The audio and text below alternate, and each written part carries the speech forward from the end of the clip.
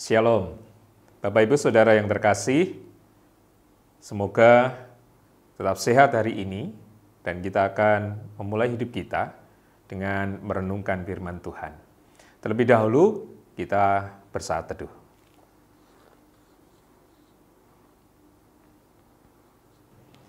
Firman Tuhan hari ini terambil dari Injil Matius pasal yang kelima ayat 13 sampai dengan 16.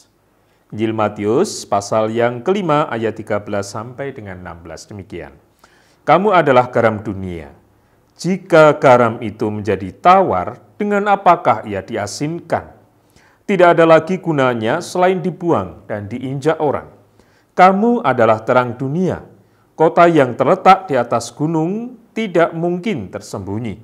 Lagi pula orang tidak menyalakan pelita, lalu meletakkannya di bawah gantang, melainkan di atas kaki dian, sehingga menerangi semua orang di dalam rumah itu.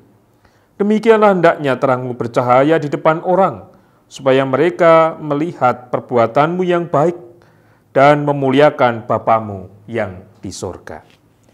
Bapak Ibu Saudara yang terkasih di dalam Tuhan, apakah hari ini Bapak Ibu masih asin?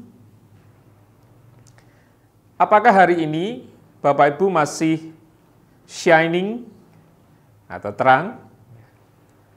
Ataukah kita sudah kehilangan garam, kekurangan garam, atau sudah mulai gelap hati pikiran kita? Nah, Bapak Ibu Saudara, Tuhan Yesus mengatakan, kamu adalah garam, kamu adalah terang. Itu artinya bahwa dalam diri setiap orang percaya selalu ada garam, selalu ada terang. Kalau sampai kehabisan, berbahaya tentunya. Berkaitan dengan garam, kalau sampai habis, ketika sudah masak, sudah melakukan apapun, kita akan berantakan. Masakan tertunda, atau bahkan kalau tidak, ya tidak akan ada rasanya. Berkaitan dengan terang, kalau hidup kita sudah mulai gelap, kita pasti akan tersandung-sandung. Nah, bagaimana pertanyaannya? Ketika Tuhan mengatakan kamu adalah garam, kamu adalah terang. Supaya garam dan terang itu ada selalu pada diri kita. Yang jelas, Bapak Ibu, kita berpikirnya bukan karena ada garam atau terang. Fungsi kita. Karena manusia ada itu bukan hanya seperti ketika saya berdiri di sini lalu diam, tidak melakukan apa-apa. Disebut manusia jika ia melakukan apa-apa, menghasilkan apa-apa. Kita harus berpikir bahwa setiap yang Tuhan nyatakan dalam hidup kita, itu pasti punya rencana yang besar bagi kita. Garam disebut garam kalau ia digunakan dan dirasakan bahwa ia adalah asin. Terang menjadi terang kalau ia dinyalakan dan memberikan terang bagi sekitar. Demikian pula kita. Sebagai manusia, bahkan umat kepunyaan Tuhan, kita harus berfungsi melakukan apa yang dikehendaki Tuhan dalam hidup. Karena itulah kegunaan kita. Kita disebut manusia kalau kita berguna. Kalau sudah tidak berguna tentunya, tidak lagi kita bisa berdiri di sini. Di peti jenazah pasti.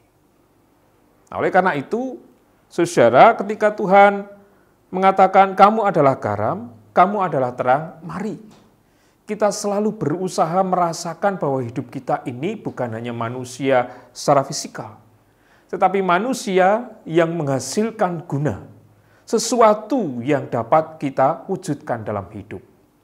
Kalau anak-anak, ia akan berguna di sekitarnya, melakukan apa yang menjadi pekerjaan rumahnya, misalnya belajar. Ya pasti akan menghasilkan nilai-nilai dari hasil belajar itu di masa mudanya atau di usianya. Demikian pula sampai pada orang tua. Tidak ada orang yang mengatakan Seharusnya tidak ada orang yang mengatakan, aku sudah tidak lagi berguna, bukan. Sampai nanti kita tua, sebelum kita meninggal, semua ada gunanya. Apalagi kita umat Tuhan, yang oleh Tuhan Yesus dikatakan garam dan terang. Garam dan terang itu ada selalu pada diri kita jikalau sebagai umat Tuhan kita selalu terhubung dengan Tuhan. Kita akan selalu dimampukan menghasilkan sesuatu yang baik di hidup kita jika kita selalu dekat dengan Tuhan. Oleh karena itu, Bapak Ibu, Saudara yang terkasih di dalam Tuhan, mari senantiasa kita berusaha agar hidup kita berguna. Gunanya adalah memberikan rasa sedap di lingkungan kita dan menyatakan cinta kasih Tuhan sebagai lilin terang, sebagai penerang bagi sesama kita. Justru kita harus melakukan itu, tidak sebaliknya menjadi batu sandungan bagi sesama. Kiranya Bapak Ibu hari ini masih asin dan masih terang. Shining. Amin.